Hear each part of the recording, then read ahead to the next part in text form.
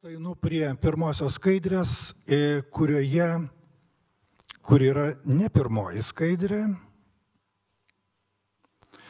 Štai čia yra pirmoji skaidrė, kurioje yra suformuluotas tas klausimas, kuris buvo paskelbtas ir viešai. Ar gali bankai kolekcionuoti? Atsakymas į šį klausimą yra nepaprastai trumpas. Be abejo, gali kolekcionuoti ir tai daro.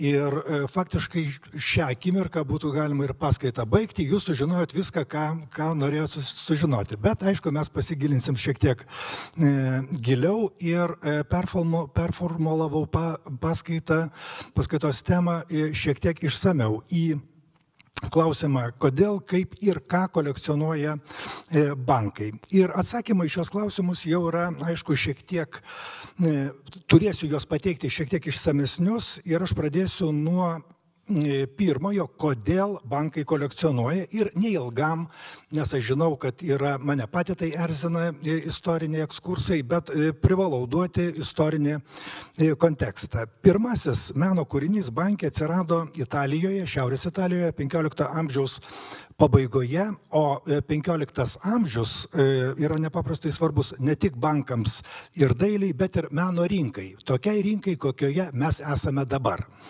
Pirmaisiais 15 amžiaus dešimtmečiais Šiaurės Italijos miestų atmosferą sudarė toks labai keistas mišinys iš pilietinės savivokos, bendruomeniškumo jausmo, kuris nebuvo visiškai akivaizdus iki to laiko, iki 15 amžiaus. Ir perteklinio kai kurių miestų piliečių turto. Ir aš kalbu apie perteklinį, tai yra neapsakomai, milžiniškai perteklinį.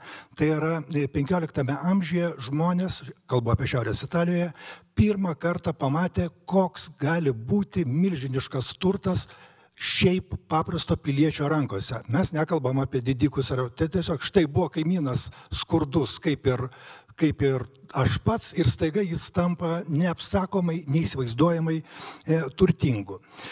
Ir štai šiame keistame mišinyje, vėlgi tas mišinys atsiliepia ir miestams. Jie statė ir katedras, grindė aikštes, keitė, šventė kasdienybės pergalės ir pralaimėjimus. Tai yra ta judesi, kuris pradėjo vystytis, pradėjo daryti nepaprastai intensyviai. Ir be abejo, tas intensyvumas lietė ir dailės užsakovus. Jeigu anksčiau tai buvo didikai ir bažnyčia, tai dabar visą tai pasikeičia, tai perėjo į privačią sferą ir besikeičiantis užsakovai ir jų skoniai keitė ir menininkų, be abejo, meninės taktikas. Atsirado, tai yra, kai aš kalbu su savo studentas, aš visuomet tai noriu akcentuoti dar labiau, nes kaip čia man dabar neįsivelti į kitas temas ir likti bankiniai, galbūt aš kada nors kitą dar padarysiu kokią viešą paskaitą, nes yra labai įdomus skirtumas, kaip paprastieji turtingieji katalizavo realizmo atsiradimą iš prieš tai buvusio simbolizmo, nes naturalizmas ir realizmas be abejo yra, sakysim, tokio paprastesnio estetinio išsilavinimo poreikis, bet apie tai galbūt kada nors kitą kartą. Ir taigi menininkai keitė meninės taktikas, natūralumo ir realumo norintis ir jau besiformuojantis ankstyvieji kapitalistai vertė dailininkus ir skulptorius išmokti vaizduoti pasaulį tokį, koks jis yra. Štai čia, pavyzdžiui, 1425 metais, tai yra 15 amžiaus pradžia, tapytojas Mazačio pirmą kartą panaudojo matematinę perspektyvą, piešdama Šventos Trejybės freską Santa Marija Novella bažnyčioje. Jis taip pat pirmas panaudojo ir toninę perspektyvą, kai dažų dėjimas naudojamas tam, kad parodytų atstumus. Visa tai buvo daroma tam, kad sustiprintų realistinį jausmą. Dar viena meninės evoliucijos stadija, kurią galima matyti bažnyčiose ir privačiuose namuose, susijusia su individualiu užsakovo aktyvumu, kuris pradėjo stumti į nuošalę bendruomeninius meno mecenatus. 1430 metais tokių yra ir buvo, aišku, ir ne tik Šiaurės Italijoje, ir kitose šalyse. Van Eyckas pasiekė nepaprastą efektą maišydamas dažus su aliejumi ir tuo pačiu padaręs tapybą kilnojamų produktų. Anksčiau tapybos kilnoti taip lengvai nebuvo galima. Tuo pačiu metu turtingiai užsakovai pamatė, kad tapytojai gali realistiškai nupiešti ne tik biblinius veikėjus, bet ir juos pačius. Ir portreto žanras faktiškai iki 1450 metų neegzistavęs tapo nepaprastai populiarus. Turtingųjų miestiečių tarpusavio prabangos konkurencija pagimdė dar vieną rinkos naujovę, nes jau 15 amžiaus pabaigoje paklausiausi menininkai Lippi, Perugino, Mikelandželas, Leonardas da Vinci jau galėjo, panaudodami savo statusą, pasitraukti iš gildijų ir uždirbti didžiulius honorarus savarankiškai, nesidalindami su kitais meistrais ir pameistriais. Šitaip suformuodami naują istorinį fenomeną, tai yra dailės meno elitą.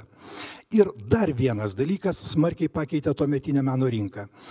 Atsiradusi socialinių laiptų galimybė ir turto kaupimas vertė kiekvieną atskirą bendruomenės narį pačiam rūpintis savo interesais. Tuo metu, kai didžiausi turtai kaupėsi kelių šeimų rankose, kiti, jie tai matė, kiti dėjo vis didesnės pastangas, kad atsirastų ir liktų kuo arčiau elito, įsigydami prabangos arba imituojančios prabangos daiktus, kuriuos konvertuodami į aukštesnį arba siekiamai aukštesnį socialinį statusą. Ir būtent Renesanso epochoje asmeniniai pasiekimai tapo svarbiausiais sėkmingo gyvenimo kriterijais.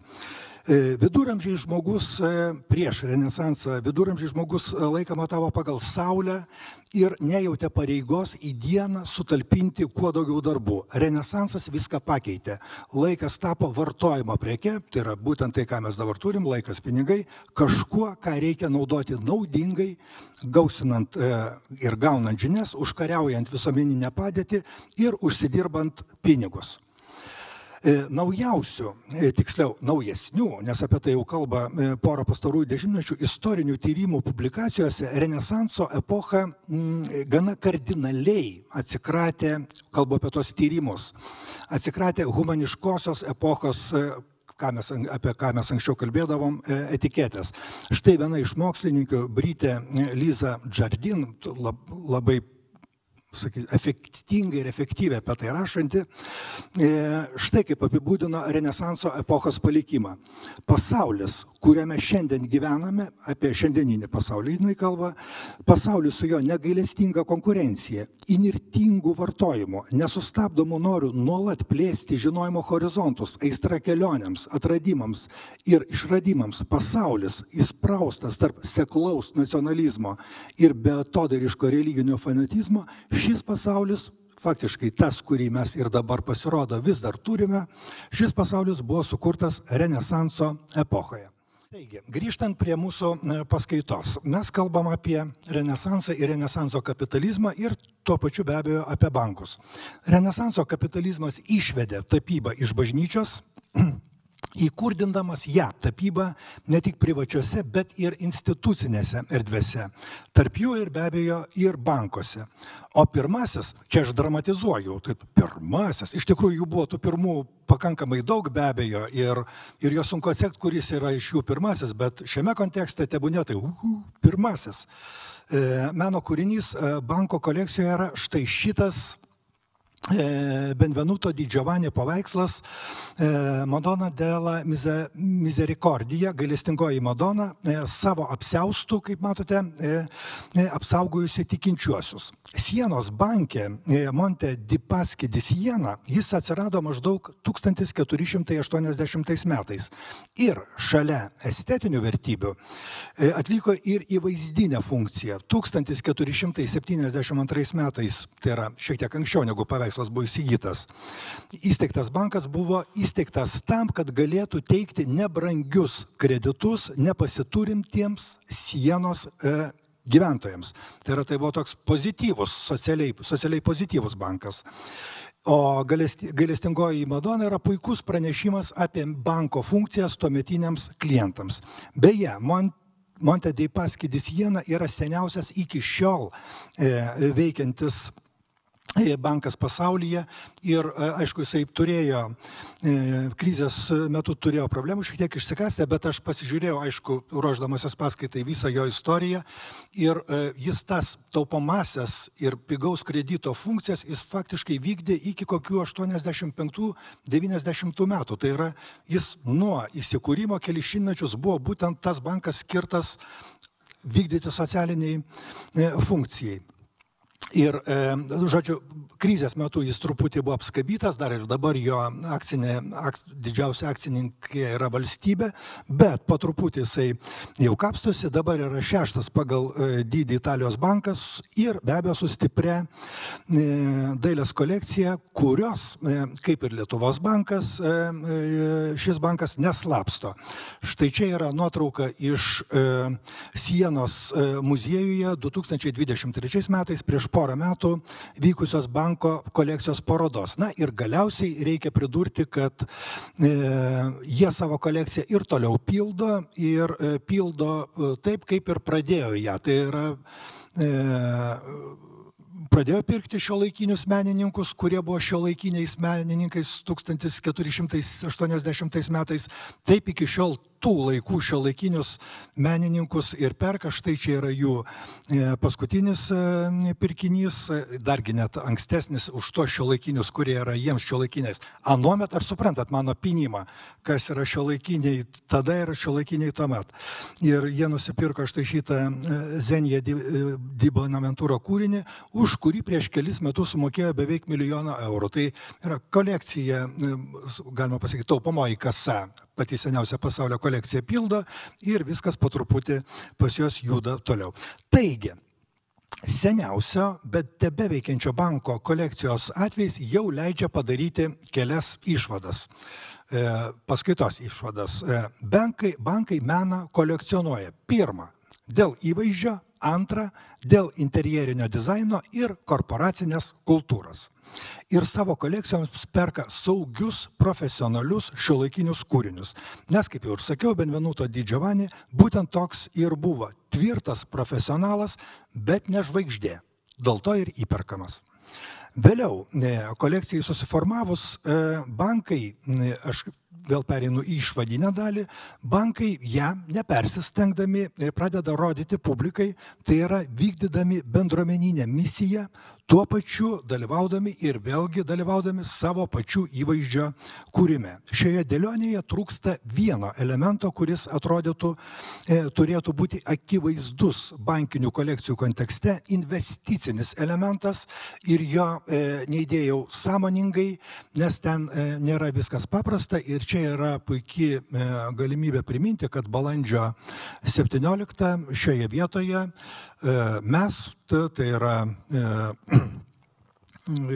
ar dar nelaikas sakyti anonsą apie būsimą, įvyks diskusija apie investavimą ir štai ten jau bus galima išgirsti gerokai daugiau, kaip yra su tuo investavimu.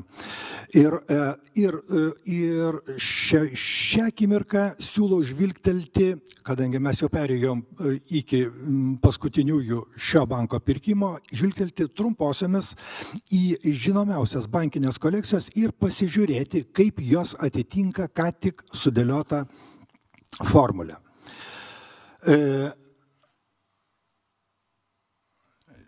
Pradedu nuo JP Morgan Chase ir čia yra nuotrauka Shirin Ebstat, žymios Irano menininkės, dirbančios vakaruose, nuotrauka iš JP Morgan Chase banko kolekcijos.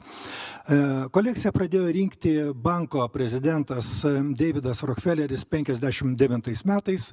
Pradžioje pirko tik amerikiečius, o vėliau pradėjo pirkti ir visą pasaulį.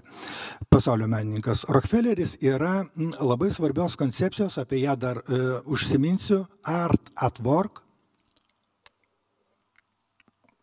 kurią galima interpretuoti išvertus kaip meną darbo vietoje arba dirbantis menas, galima ir taip, autorius. Šio banko kolekcija vystosi ir toliau, joje jau yra apie 30 000 kūrinių, kuriuos sukūrė 8 000 dailininkų ir beveik viskas rodoma banko būstinių, jų yra labai daug patalpose ir viešose, ir publikai uždarose. Unikreditas. Unicredit, čia yra nuotrauka Antonijo Dongi, 36 metų paveikslas iš Unicredit banko kolekcijos. Kolekcija prasidėjo 75 metais, kai Unicredit susijungė su Österreichische Landerbanku ir gavo jų fotografijos kolekciją. Netyčia gavo tą kolekciją ir nuo to laiko pradėjo vystyti savo, nuolat pildo, turi taip pat ir senienų, bet taip pat turi ir 4000 šiuolaikinių kūrinių, iš viso kolekcijoje yra 60 000 eksponatų. Intenza San Paolo bankas ir čia yra Umberto Baccioni, 3 moteris, 36 metų iš banko kolekcijos. Italai šie bankininkai save pozicionuoja kaip kultūros paveldo saugotojai, remia parodas, svetimas parodas ir savo rinkinį dosniai rodo bei dalina kitiems muziejams.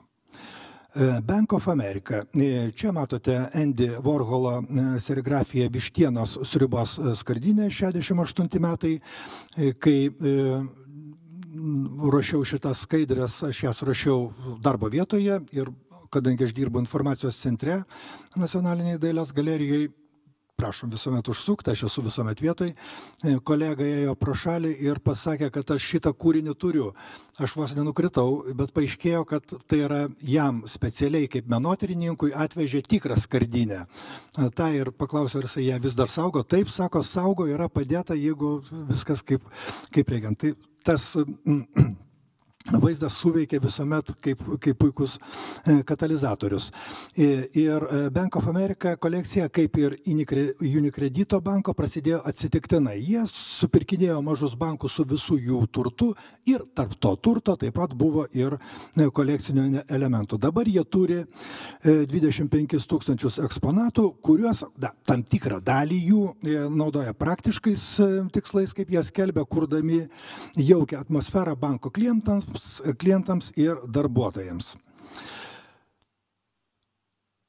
UBS bankas, ir čia matome Luciano Freido dvigubą portretą, ir štai šioje vietoje prie UBS banko mes šiek tiek stabtelsim ilgėliau.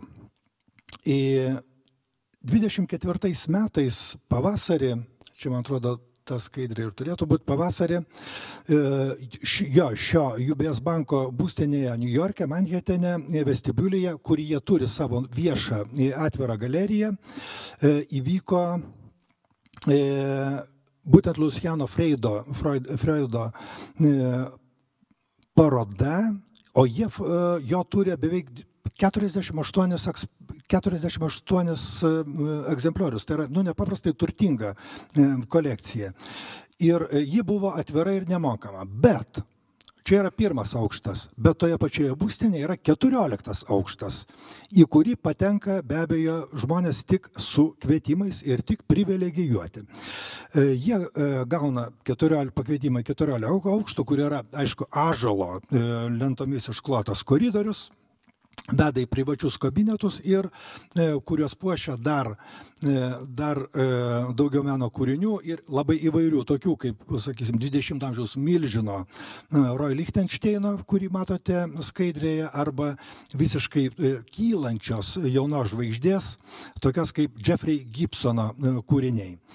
Šveicarijos bankas, o UBS yra Šveicarijos bankas, valdo pasaulinę daugiau kaip 30 000 kūrinių kolekciją ir kartu su kitais bankais yra viena svarbiausių meno pasaulio jėgų.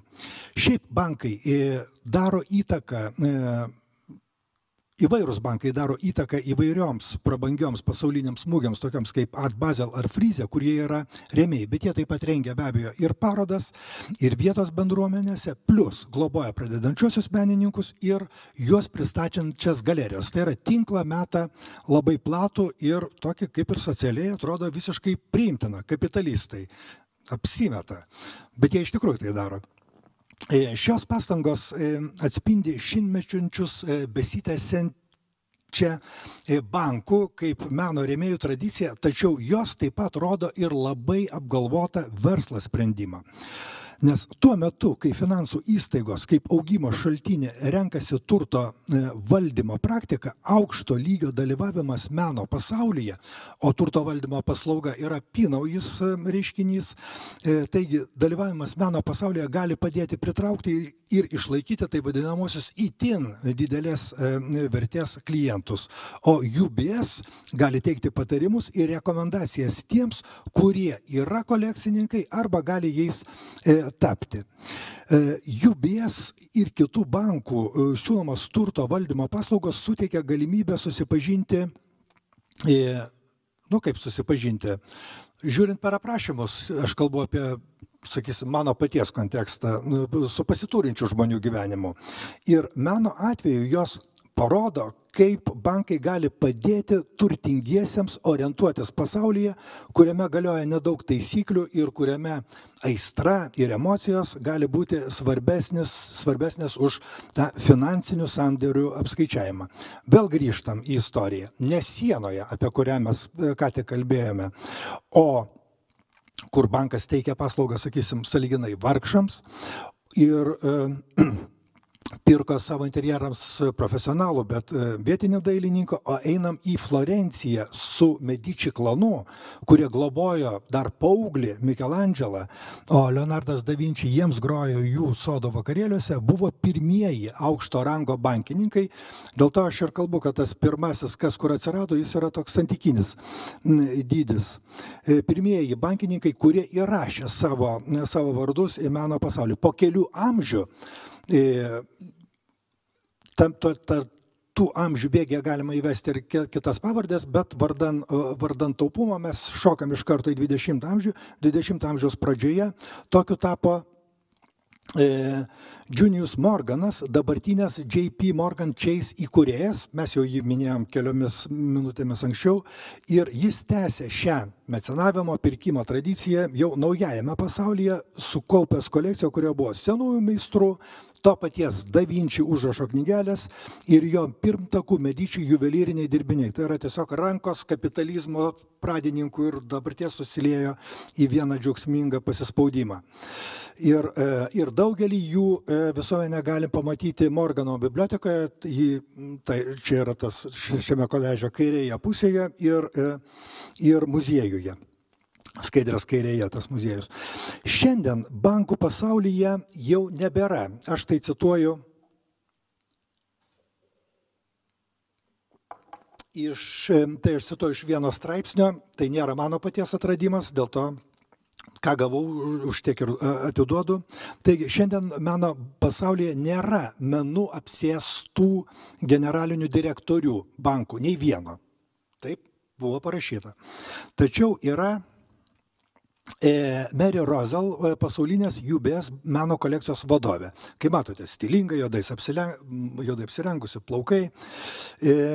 Rosal yra Niujorko, kaip ją vadina, Niujorko meno scenos Anna Wintour, tai yra iš mados žurnalo žinoma pavardė, ir pasak vieno gerbėjo, bet aišku, mes kalbame nepaprastai snobistinį lygį, kuris pasakė, kad kiekviena galerijos mergina norėtų mirti, kad galėtų pas tą Mary Rosal dirbti. Ir tame 14 UBS banko aukšte Rosal ką galėtų parodyti? Jį parodytų dar vieną paveikslą, kuriame vaizduojama juodaodžių šeima baseine ir paaiškintų, kad tai yra Bruklino menininko Deriko Adamso kūrinys, o UBS jos perka, nes nori savo kolekciją padaryti šiuolaikiškesnę. Čia yra jau patys šviežiausi pirkiniai. O dar Rosal, kuri yra buvusi Sotheby's meno instituto direktorė, dar galėtų tam 14 amžiaus 14 aukšto klientui, kuris ten atėjo, taip pat dar ir papasakotų, kokias funkcijas atlieka menas bankų kolekcijose. Kai kurių bankų, tokių kaip UBS. Arba tai galėtų padaryti štai šitas žmogus, UBS banko meno patarėjas Matthew Newtonas, kuris UBS klientams padeda orientuotis meno pasaulyje, kurį jis apibūdino, visiškai teisingai apibūdina, kaip itin neskaidrę ir nereguliuojamą vietą. Newtonas ne tik padės jiems išvengti šarlatanų, tiems klientams iš 14 aukšto, bet ir patars, kaip kurti ir prižiūrėti augančią meno kolekciją. Ir tai, tokios konsultacijos yra bankinis verslas, kurį, aišku, labai sunku įvertinti naudojant įprastus vertinimo instrumentus. Kaip rašo žurnalas Fortune, jei banko klientas turi $1 milijoną, jis gali tikėtis nuolaidų banko paslaugoms, ir galbūt gauti per kalėdas atviruką iš skyriaus viršininko, banko skyriaus vadovo. Bet jei klientas turi $100 milijonų, bankas jiems pasiūlys daug daugiau. Tai yra budinčio konsjeržo paslaugas, advokatus išmanančius offshore'inius nekilnojamo turto sandorius, psichologus, galinčius sutaikyti klientą su nedėkingais anūkais, arba meno patarėjus, tokius kaip Newtonas. Visi šie specialistai yra turto valdymo padalinių komandų nariai, o šios padalinius beveik kiekviena finansų įstaiga apibūdino kaip būsimą augimo sritį. Bet šiame augime meno patarėjai kol kas, aišku, užima tokią nišinę padėtį ir juos kaip paslaugas siūlo tik keli bankai ir iš dalies tai susijęs su meno rinkos mažumu. Nes tokių sąlyginių mažumų, nes pavyzdžiui, remiantis praėjusiais metais paskelbta Art Basel mugės ir UBS to paties kartu parengta ataskaita, 2023 metų viso pasaulio meno rinka, viso pasaulio meno sandoriai per visus aukcionus ir galerijas ir privačius sandorius, kurie yra nuspėjami, tai yra, kurie buvo spėjami ir per išvestinę formulę pridėti, yra $65 milijardai. Tai yra pakankamai didelė suma, ji yra auganti, aš pats savo studentams vis tą sumą auginu, tai buvo 40, dabar 45, dabar ir taip, kas kame vis didėja ir didėja ir didėja. Taigi 65 23 metais. Tai yra, bet palygint su kitais sektoriais ir be abejo bankininkystė, sumos nestebina, nes pavyzdžiui, tais pačiais 23 metais vien tik tas pats JP Morgan Chase, apie kurį mes kalbam, kurio vadovą neseniai pirmąjį matėm, jo pelnas metinis yra $65 milijardai. Tai yra, o kiek tokių bankų yra? Tai yra iš tikrųjų meno rinkos, visa globali meno rinka yra nedidelis verslas, bet nepaprastai gerai matomas ir labai mylimas ir labai smarkiai aprašomas.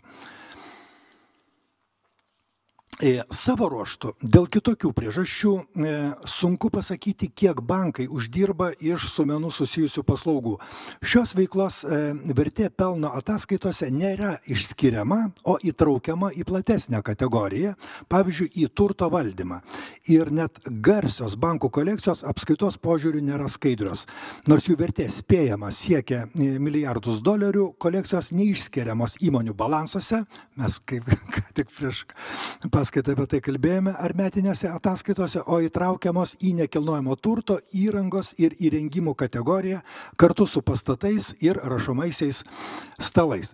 Taigi, galiausiai, teigia analitikai, bankų kolekcijos joms teikia nematerialią naudą, padeda išlaikyti pasiturinčius klientus, kurių jau nevilioja, tarkim, nemokamos vietos krepšinio arenų ložėse ar kiti tokie paprasti malonumai.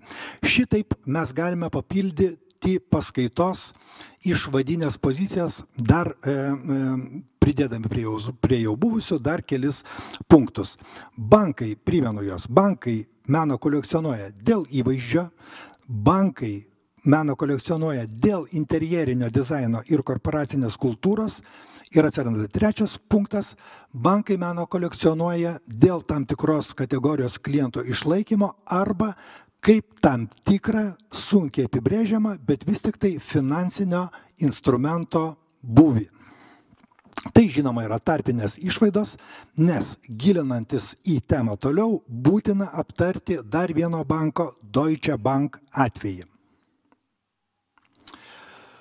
Tai bankas su milžiniška kolekcija. Joje yra apie 60 000 darbų ir jei vardinčiau vien žvaigždes, su iliustracijomis tai užtruktų ilgai ir tai nėra šios paskaitos tikslas. Skaidrėje matome Gerhardo Richterio triptiką Faustas, kuris kabėjo, čia svarbu laikas, kabėjo banko New Yorko būstinės vestibiulyje. Kai prieš kelius metus Deutsche Bank susidūrė su sunkumais, jiems teko atleisti 18 000 darbuotojų bei sumažinti savo fizinės patalpas. Taip pat teko paaukoti ir būtent tada teko paaukoti daug didelio formato meno kūrinių. Bet ne dėl finansinių, o tiesiog dėl interjerinių priežasčių. Kai bankas New York'e persikėlė į kitas patalpas, naujoje vietoje nebuvo pakankamai erdvės štai tokio dydžio paveikslui ir kuriame galėtų tilpti Richterio paveikslas. Todėl jis buvo tiesiog parduotas ne dėl investicinių ar kitų priežasčių, o dėl to, kad jis netilpo į namą. Dėl to buvo priežastis jam jį parduoti. Tai žinoma labiau tokia įdomybė ir anekdotas, bet jį parodo Deutsche Bank meno kolekcionavimo strategiją. Jie 1970 metais irgi pradėjo naudoti mano jau anksčiau paminėtą Art at Work modelį. Ir su laiku, aišku, šis modelis evoliucionavo, bet esmė išliko. Bankas investuoja ne į meno kūrinius, o į savo darbuotojus, formuodamas jiems darbo vietoje vizualią ir intelektualią erdvę, o visi tie 60 000 darbų eksponuojami beveik 10 000, tai yra beveik 1000 bankų filialų 147 šalyse. O pagrindinėje banko būstinėje Frankfurte dangoraižiuose dvyniuose kiekvienas iš tų aukštų, kuriuos matome, kiekvienas aukštų skirtas kokiam nors vienam menininkui pristatyti. Banke vis dar tebėra didelis, tebėra dėl to, kad, aš sakau dėl to, kad buvo šiokia tokia krizė, bet vis dar tebėra didelis kuratorinis skyrius, kai matote, čia yra beveik 10 pavardžių, skirtas kolekcijos valdymui ir naujų kūrinių pirkimui. Bankas renka šiuolaikinį meną, nes anot kuratorių jis jautriai reaguoja į pasaulyje vykstančius pokyčius ir juos atspindi. Bet banko kuratoriai nėra visagaliai, pirkimo procese pagrindinis vaidmuo tenka ne kuratoriams, o biuro darbuotojams ir tai yra visiškai atitinka banko kolekcijos kuratorio. Kuratoriai tik pasiūlo kūrinius, o pinigai, kuriuos pasirengęs mokėti bankas, nėra dideli. Jie svyruoja nuo 1500 iki 15 000 eurų, nedaugiau. Bankas taip pat aktyviai dirba su pasaulio muziejaus ir nuosavomis parodomis. Deutsche Bankas turėjo 3 erdves, muziejinės erdvės. Pirmoji, štai, dešinėje pusėje. Dešinėje pusėje. Atsirado 97 metais, kai Guggenheimo muziejus steigė franšizės visame pasaulyje. Turbūt atsimenate, aš specialiai įdėjau, buvo ir Vilnius patekęs į tas Guggenheimo pinklės, kur šalia Lietuvos viešbučio ir CUPO buvo planas pastatyti ir konkursas buvo įvykęs ir turėjo atsiras Guggenheimo muziejus. Na, bet 2012 metais Guggenheimo manija nunyko, Deutsche Bank įsteigė savo galeriją, rengė parodas iki 18 metų, bet vėl pateko į tą krizinę situaciją, iš Berlyno centro teko išsikelti ir persikėlė į Palais Populaire, kur rengia parodas iki šiol. Rengia 2 parodas per metus. Vieną skyrė muziejaus kolekcijai, o kitą jie dar apdovanoja ir metų menininką, tai yra duoda premiją ir tuo pačiu suteikia menininkui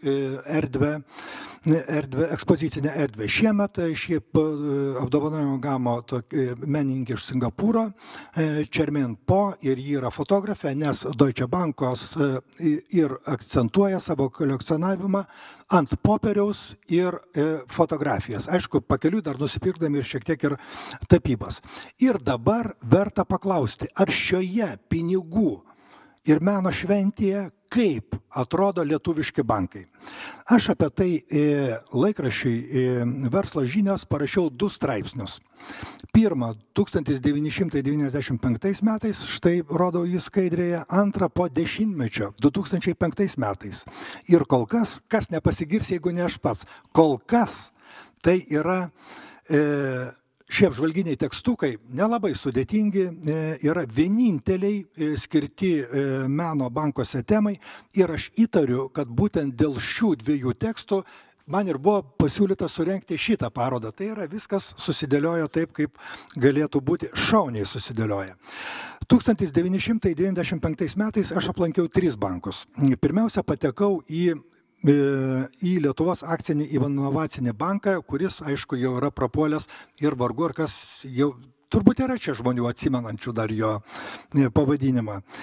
Į šį banką ir sužinojau, kad 1994 metais jie nusipirko 23 Dailės akademijos studentų vasaros tapybinių praktikų eskizus. Tai yra studentai, praktika, tai buvo turbūt labai nebrangus pirkinys ir juos pakabino savo darbuotojų kabinetuose. Ten pat atsirado ir Mykolo Vilučio serigrafijos.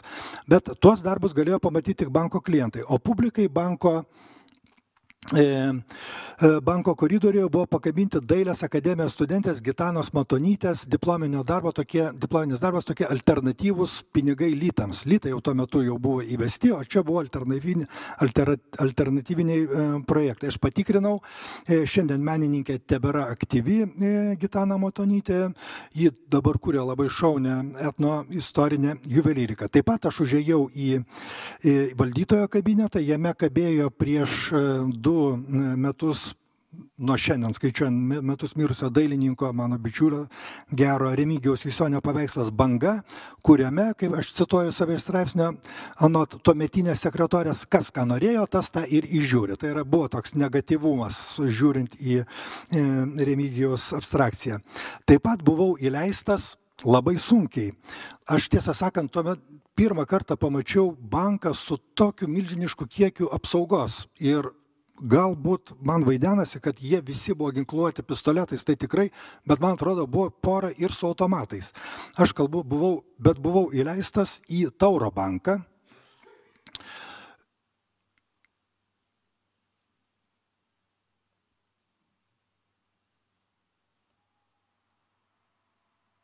Bičiuliai, atsiprašau, kažkaip aš supainiojau.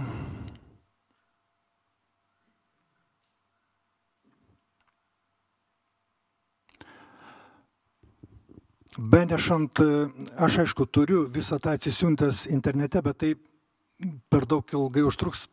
Nepaprastai atsiprašau, kelios skaidrės dingo, pernešant iš laikiklio taip, kad aš bandysiu žodžiais, o jeigu reikia, galiu atsistoti ir dar pamojuoti, kaip visą tai atrodo. Jo labiau, kad kalbant apie Tauro banką, tikrai ir te galėsiu, nes galiausiai, kai aš buvau ten įleistas, aš susitikau su banko darbuotoja atskirame kabinetėme, kuri išvardino, kad banko kolekcijoje yra Karlo Briulovo paveikslas moteris sėdinti kėdėje, yra Gustavo Kurbė, neįtikėtina, peizažas su ąžuolu, yra Žmuidzinavičiaus viena iš rondžių Palangoje, yra Mackevičiaus ir Burošo prieškariniai paveikslai. Bet jį visą tai tik išvardino. Kai paprašiau, ar būtų galima jos pažiūrėti, tai išpūtė, tikrai negalima. Mes jums papasakojom, ką jūs norėjot, pasakėm, ką turim, ir tada ta ginkluota apsauga mane ir išlydėjo atgal iš Tauro bankas. Žodžiu, tai buvo toks gana tipiškas bankinis pirmųjų banko elgesys, baimė ir įtarumas. Buvau be abejo ir Lietuvos banke, jie tais 95 metais buvo ką tik tapę savo pastatų šeimininkais, tai pasivaikščiojo tik tuo metu jau taip šviežiai suremontuotą tarptautinį departamentą, kuriame kabėjo tokia, man gali būti ir šita, bet panaši, švelni Dalios Kasčiūnaitės abstrakcija, kurią vieną ar kitą, nes Kasčiūnaitės kūrinių bankas nusipirko nemažai, jas galite pamatyti banko ekspozicijoje, o paskaitos ir siūlau tą ir padaryti. Ir taip pat straipsnėje pasidžiaugiau restauruotais židiniais banko. Daugiau kaip ir nebuvo, ką ten pamatyti. Kelionės išvada, 95 metų kelionės išvada buvo tokia, save cituoju. Pasižvalgius po bankų interjerus galima spėti, kad pasiryžę pasipuošti ir iš kitų išsiskirti, bet profesionaliems meno konsultantams, čia aš turbūt turėjau omenyje save tuometinį, profesionaliems meno konsultantams pagailėję pinigų bankai dėja neišvengia švelnaus lobizmo. Retas iš jų ant sienų pasikabina investuotų pinigų vertą darbą. Kitas kraštutinumas - griebiami madingi arba brangus dailininkai. Skaitau truputį nepatogu, bet ką darysiu, taip jau buvo parašyta. Na ir ką aš galiu pasakyti, meno rinką tuomet aš tik pradėjau čiupinėti, išvados, aišku, naivios. Ir, ką darysi. Po 10-mečio, 2005 metais, mano kelionė po bankus jau iš karto prasidėjo Lietuvos banke ir ten aš pamačiau, kaip pasipildė kolekcija ir padariau išvadą, kad ji renkama ganėtinai atsargiai.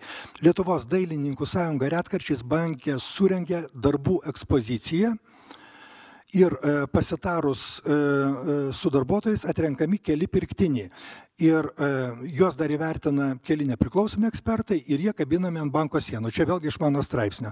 Vėliau jau sužinojau iš banko leidinio, kad be dailininkų sąjungos meno įsigyti siūlodavo ir privatus asmenys. Štai čia šioje skaidrėje yra iš banko leidinio ta skaidrė. Matome, kaip 2008 metais banko darbuotojai apžiūri pateiktų įsigyti lietuvių autorių kūrinius iš privačių kolekcijų. Ir beje, visą tą leidinį, banko albumo leidinį galima labai lengvai atsisiųsti iš lb.lt parinkus paieškoj. Visas jis yra PDF-inis, be abejo visiškai nemokamas ir labai tvarkingai sudėliotas.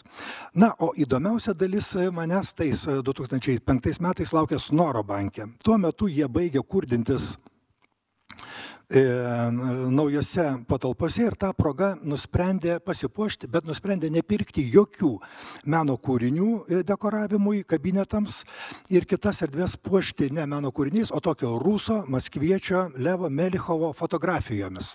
Jie Melichovą tiesiog atsikomandiravo ilgam darbui į Lietuvą, kad jis fotografuotų viską, ką mato, bet ypač, aišku, be abejo akcentuotų Snoro banką ir Snoro banko darbuotojas. Aš patikrinau ir tuomet patikrinau ir dabar patikrinau, jis vis dar gyvas yra, niekur neišvažiavęs, yra pakankamai garsus, bet labiau garsus vis tik tai Rusijoje, nors porą darbų yra įsigiję ir kiti muziejai.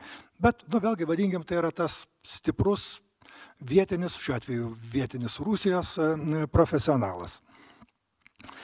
Ir aš tuomet Snore nefotografavau, nes ta idėja su Melichovo fotografijomis tik tai pradėjo tuo metu darytis, jos dar nebuvo iškabintos, bet vėliau nusipirkau banko išleistą albumą su Melichovo nuotraukomis ir maždaug įsivaizdavau, kaip jos atrodė interjere. O ten buvo be abejo daug paties banko vaizdų pramaišiui su Melichovo padarytais Lietuvais vaizdais. Kaip matote, jam davė ir lėktuvėlį paskraidyti, kad būtų galima padaryti nuotraukas. Bet svarbiausias dėmesys, aišku, buvo skirtas Snoro veiklai ir Snoro interjerams ir Snoro kioskelėms. Man atrodo, Melichovas buvo priverstas išvažinėti visus miestus ir miestelius, kuriuose tie kioskeliai buvo įkurti ir juos įvairiausiai gražiai, kad būtų ir gėlių, ir dar ką nors, juos visus nufotografuoti. Atrodytų, kad apie šią banko dekoravimo akciją neverta daug kalbėti žuvusio Snoro, bet ji netikėtai suveikė praėjus porai dešimtmečių.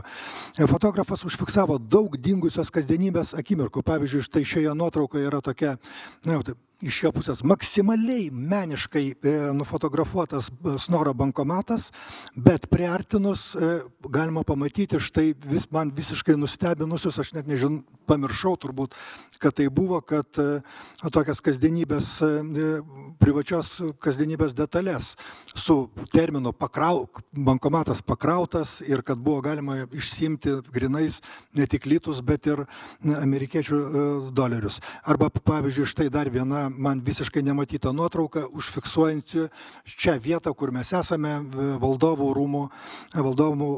rūmų pradžią. Savo Lietuvos bankų ir jų kolekcijų tyrimą baigiau prieš porą savaičių apsilankęs Urbo banke. Tai dariau dėl dviejų priežasčių, dėl nerimo ir dėl smalsumo. Nerimas susiformavo todėl, kad aš kažkaip nepatekau į medicinos banką nei 95 metais, nei 2005 metais. Todėl jaučiau tiesiog prievolę, kad laikas tą istoriją kažkaip su medicinos banko užbaigti, dabartiniu Urbo banku, ir užbaigti bent dabar 2025 metais. o smalsumą katalizavo Facebook'e pamatytas interjerų dizainerių įrašas, kurie gyrėsi, kad naujoje Urbo banko būstinėje, naujame Artery verslo centre, jiems pavyko sėkmingai įkomponuoti Urbo banko meno kolekciją. Tai be abejo yra raktinis žodis.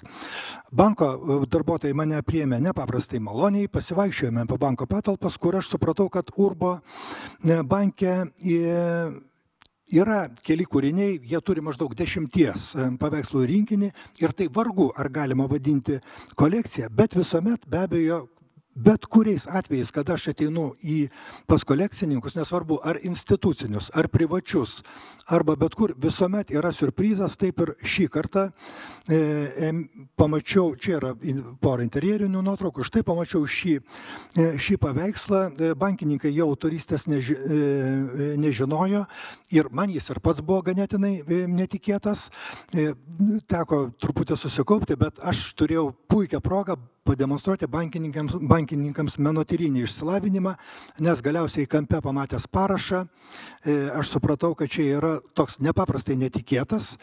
Nu, pažiūrėkit, Viktorai, netikėtasgi. Nu taip, Mykolai, tu gadini visą siurprizą, bet kūrinys pakankamai netikėtas. Kad tai yra Jūratės Mykolaitytės kūrinys ir bankininkai buvo nepaprastai patenkinti. Ir matant paskaitos pabaigą, aš formuluoju galutinės jos išvadas per pradinius klausimus. Ar gali bankai kolekcionuoti meną? Gali ir kolekcionuoja, bet tai daro labai įvairiai. Kodėl bankai kolekcionuoja? Svarbiausia priežastis – interjerų dekoravimas, siekiant sukurti kokybišką darbo atmosferą savo darbuotojams ir kokybišką aplinką banko klientams. Antroji svarbiausia priežastis – įvaizdžio kūrimas per kolekcijos pildymą, akcentuojant pavyzdžiui pirkimą iš jaunų menininkų arba per kolekcijos atvėrimą publikai arba per kolekcijos eksponatų skolinimą muziejinėms institucijoms. Trečioji priežastis – meno kolekcija gali tapti finansiškai psichologinių manipulacijos įrankių ir tuo pačiu naudą duodančių mechanizmų. Ketvirtoji priežastis matoma tik punktyriškai.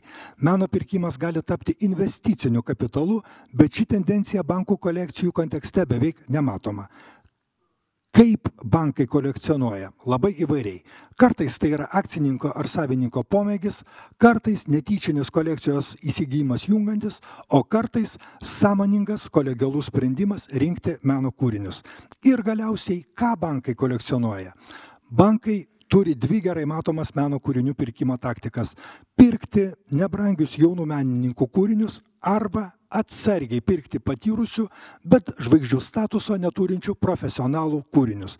Visos šios tendencijos įvairiais lygmenimis ir įvairių intensyvimu egzistuoja ir lietuviškų ar Lietuvoje veikiančių banko aplinkoje, bet geriausiai ir rezultatyviausiai tai matosi Lietuvos banko kolekcijoje, kurią dar kartą siūlau apžiūrėti.